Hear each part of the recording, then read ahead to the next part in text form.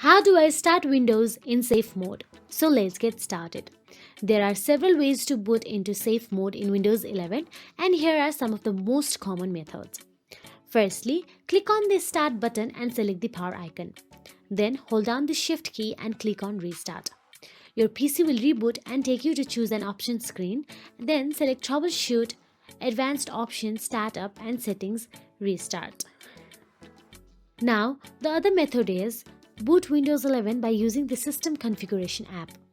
Press Window plus S on the search bar and type System Configuration.